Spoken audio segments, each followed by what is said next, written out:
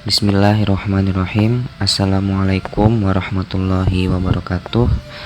Alhamdulillahirabbil alamin. Marilah kita panjatkan puja dan puji syukur kita kehadirat Allah Subhanahu wa taala. Berkat rezeki dari Allah lah kita masih bisa dalam keadaan sehat walafiat seperti ini. Salawat serta salam selalu kita aturkan kepada junjungan kita Nabi Muhammad Shallallahu Alaihi Wasallam. Bagaimana kabarnya anak-anak hari ini semua?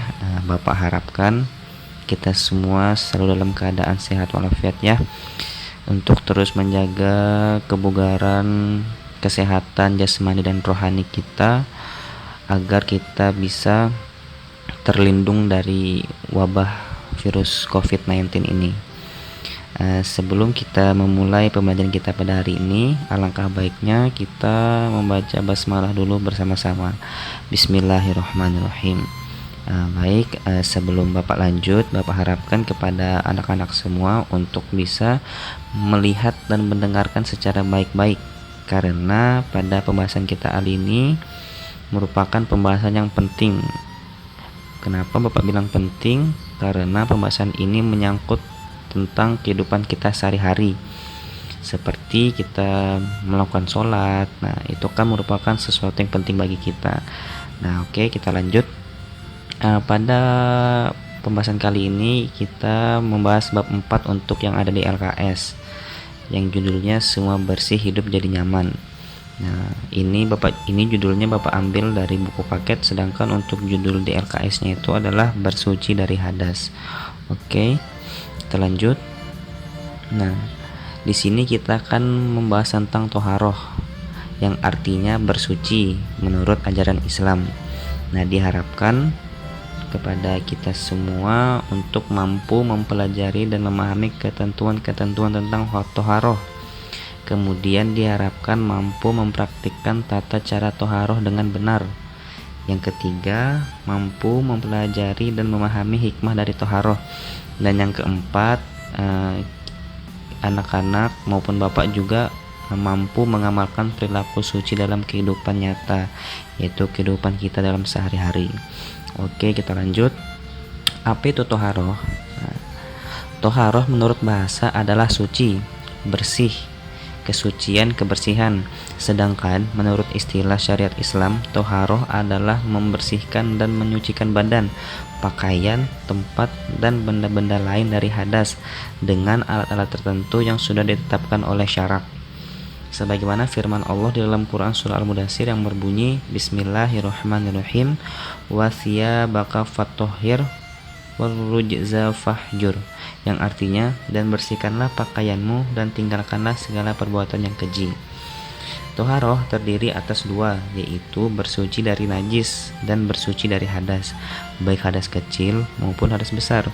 Bersuci dari najis berlaku untuk badan, pakaian, tempat, atas benda-benda lain yang terkena najis, sedangkan bersuci dari hadas hanya berlaku pada badan saja. Nah, mungkin sampai di sini bisa kita pahami baik-baik ya, bahwa najis itu berlaku untuk seperti baju kita, tempat mau kita sholati, nah itu tetap najis. Sedangkan untuk hadas itu secara zohirnya seperti, seperti laki-laki yang mimpi basah, nah itu dia termasuk dalam hadas. Nah, seperti itu. Oke, kita lanjut. Kita akan membahas najis terlebih dahulu. Najis secara bahasa artinya sesuatu yang kotor dan menjijikkan. Sedangkan menurut istilah ulama, najis diartikan sebagai sesuatu yang dianggap kotor oleh syariat dan dapat menghalangi dari keabsahan sholat. Dapat disimpulkan bahwa najis adalah sesuatu yang kotor sehingga dapat menghalangi seseorang untuk beribadah kepada Allah Subhanahu wa taala. Najis ada 3 macam. Yang pertama, najis mukhafafah.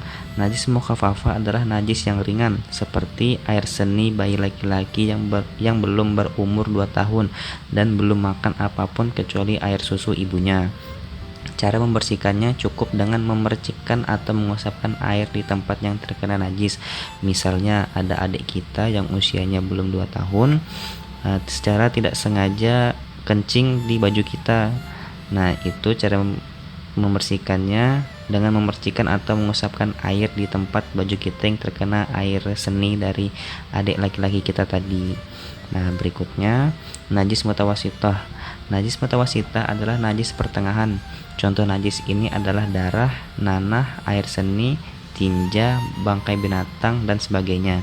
Najis ini terdiri dari dua macam, yakni najis hukmiyah, diyakini adanya tetapi tidak nyata wujudnya, bau dan rasanya. Cara menyucikannya cukup dengan mengalirkan air pada tempat yang terkena najis, dan najis ainiyah tampak wujudnya dan dapat diketahui melalui bau dan rasanya. Cara menyucikannya dengan menghilangkan zat, rasa, warna, dan baunya dengan menggunakan air yang suci. Oke, kita lanjut. Najis mughalazah. Najis mughalazah adalah najis yang berat. Najis ini bersumber dari air liur anjing dan babi. Cara menyucikannya adalah dengan membasuh bagian yang terkena najis sebanyak 7 kali, dan 1 diantaranya harus dicampuri dengan tanah atau debu. Nah, ini tadi pembahasan kita mengenai najis. Jadi diharapkan untuk bisa membaca dan mendengarkannya secara baik-baik ya. Kemudian kita lanjut hadas. Hadas terdiri dari dua, yaitu hadas kecil dan juga hadas besar. Hadas kecil disebabkan oleh yang pertama, keluar sesuatu dari kubul atau dubur. Yang kedua, hilang akal. Yang ketiga, menyentuh kemaluan dengan telapak tangan. Yang keempat, bersentuhan kulit antara laki-laki dan perempuan yang bukan muhrim. Cara menyucikan hadas kecil dengan berwudu.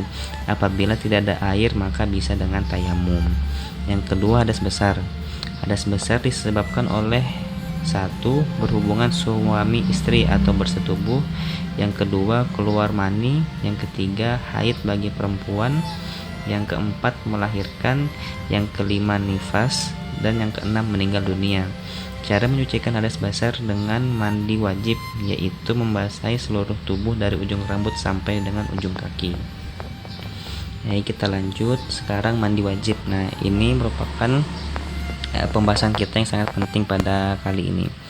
Mandi wajib adalah mandi untuk menghilangkan hadas besar, sering juga disebut dengan mandi janabah atau mandi junub. Maksud dari mandi wajib ialah meratakan air suci dan mensucikan ke seluruh tubuh dari ujung rambut hingga ujung kaki dengan niat menghilangkan hadas besar. Nah, di sini sudah Bapak cantumkan gambar dan juga sedikit penjelasannya mengenai tata cara mandi junub. Yang pertama yaitu membaca basmalah sebelum masuk kamar mandi, dan juga membaca doa hendak masuk ke kamar mandi. Yang kedua, tuangkan air dan cuci tangan. Yang ketiga, ambil air dengan tangan kanan untuk mencuci kemaluan dengan tangan kiri. Nah, yang keempat itu membersihkan kotoran kemaluan yang menempel di tangan. Bisa digosokkan ke lantai atau juga dibersihkan dengan sabun. Yang kelima, kumur dan hirup air ke dalam hidung, yaitu berwudu seperti biasanya. Tapi untuk mandi wajib ini tidak mencuci kaki pun tidak apa-apa. Nah, karena nanti untuk mencuci kakinya itu berada di bagian akhir. Kemudian yang keenam, sela rambut dengan air hingga membasahi seluruh kepala dan rambut. Jadi semacam dipijat gitu, kepalanya dibasah-basahi dengan air. Nah, yang ketiga, siram kepala 3 kali. Nah, ada beberapa pendapat ulama bahwa untuk ketika membaca niat itu ketika kita siram kepala. Nah, jadi siram kepala itu ketika siraman pertama kali air menyentuh kepala kita. Nah, di situ niat kita. Nah, niatnya apa? Niatnya itu adalah nawaitul ghusla li raf'il hadasil akbari fardhon lillahi ta'ala, yang artinya saya niat mandi wajib untuk menghilangkan hadas besar karena Allah Ta'ala. Nah, kemudian yang kedelapan, guyur air ke seluruh badan. Nah, yang diutamakan disunahkan mendahulukan bagian kanan. Untuk lebih mudahnya itu sebenarnya menggunakan air yang mengalir, seperti menggunakan shower itu bisa. Dan yang terakhir itu pindah tempat dan cuci kedua kaki. Nah, itu adalah tata cara bagaimana kita melaksanakan mandi wajib atau mandi junub. Oke, kemudian tata cara wudhu. Nah, wudhu adalah cara bersuci untuk menghilangkan hadas kecil. Orang yang hendak melakukan sholat lebih dulu wajib wudhu, karena wudhu adalah syarat syahnya sholat. Adapun tata cara wudhu, yang pertama membaca Bismillahirrahmanirrahim sambil mencuci kedua belah tangan sampai pergelangan tangan hingga bersih. Kemudian berkumur-kumur sambil membersihkan gigi. Yang ketiga mencuci lubang hidung 3 kali. Yang keempat mencuci muka 3 kali, mulai dari tempat tumbuhnya rambut hingga bawah dagu, dan dari telinga kanan hingga telinga kiri sambil niat wudhu. Yang niatnya yaitu adalah nawaitul wudu'a li raf'il hadasil asghari fardhon lillahi ta'ala, yang artinya aku niat berwudu untuk menghilangkan hadas kecil fardu karena Allah Ta'ala. Nah, baca niatnya ini di dalam hati, yaitu ketika kita mengusapkan atau mencuci muka kita itu pada yang pertama kalinya. Nah, disitulah kita mengucapkan niat juga di dalam hati. Nah, kemudian yang kelima mencuci kedua belah tangan hingga siku 3 kali, yaitu tangan kanan dulu. Kemudian membasahi sebagian rambut kepala 3 kali. Yang ketujuh mencuci kedua telinga 3 kali, tapi telinga kanan dulu. Kemudian membasuh kaki hingga mata kaki 3 kali, dan juga kaki kanan terlebih dahulu. Yang kesembilan tertib, dan yang terakhir membaca doa setelah wudhu. Di situ sudah Bapak cantumkan doanya dan juga gambar dari tata cara wudhu. Bisa dibaca Bismillahirrahmanirrahim. Asyhadu an la ilaha illallah wahdahu la syarikalah wa asyhadu anna Muhammadan abduhu wa rasuluh. Allahumma ja'alni minat tawabina wa ja'alni minat tahirina wa ja'alni min ibadikas sholihin. Amin. Nah, itu baca dari doa dari tata cara wudhu. Kemudian yaitu tata cara tayamum. Tayamum adalah pengganti wudhu atau mandi wajib. Hal ini dilakukan sebagai rukhsah atau keringanan untuk orang yang tidak dapat memakai air karena beberapa halangan. Misalnya dia sakit atau lagi di perjalanan tidak menemukan air, nah itu boleh menggunakan tayamum. Tayamum dilakukan dengan menggunakan sarana debu yang suci. Artinya, bila tidak ada air, maka diperbolehkan menggunakan debu sebagai ganti air tersebut. Nah, adapun tata caranya yaitu yang pertama niat.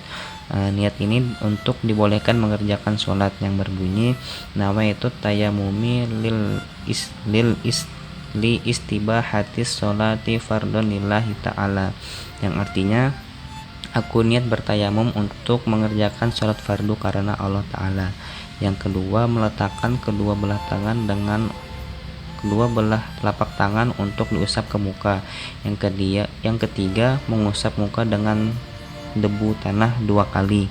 Kemudian kembali meletakkan kedua telapak tangan untuk mengambil debu, dan selanjutnya diusapkan kedua tangan dari siku sampai ujung jari 2 kali, dan tangan kanan yang terlebih dahulu. Yang terakhir adalah tertib. Nah, Bapak ingatkan, Bapak kasih tahu kembali bahwa ketika kita selesai melaksanakan mandi junub ataupun wudhu ataupun tayamum, nah itu doanya sama saja, yaitu doa setelah wudhu yang sudah Bapak bacakan tadi. Oke. Selanjutnya yaitu adalah hikmah dari toharoh. Nah, ada beberapa hikmah dari toharoh yang bisa kita ambil. Yang pertama, orang yang hidup bersih akan terhindar dari segala macam penyakit. Yang kedua, Rasulullah SAW bersabda bahwa orang yang selalu menjaga wudhu akan bersinar wajahnya kelak saat dibangkitkan dari kubur. Yang ketiga, dapat dijadikan sarana untuk mendekatkan diri kepada Allah.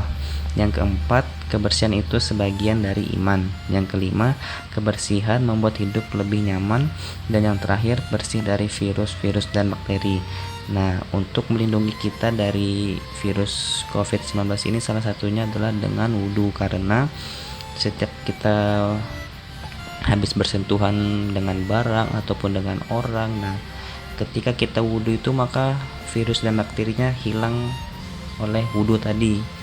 Seperti itu. Jadi sangat penting untuk kehidupan kita sehari-hari untuk mengamalkan wudhu ini dan juga memerhatikan bagaimana tata cara toharoh yang benar. Baik, mungkin itu saja materi kita pada hari ini. Semoga bisa bermanfaat dan bisa diamalkan dalam kehidupan sehari-hari. Bapak ingatkan sekali lagi untuk tetap jaga kesehatannya, untuk tetap memakai masker, jaga jarak, jangan sampai ada hal-hal yang tidak kita inginkan terjadi pada kita. Terima kasih sudah menyimak. Wallahu muwaffiq ila aqwamit thoriq. Wassalamualaikum warahmatullahi wabarakatuh.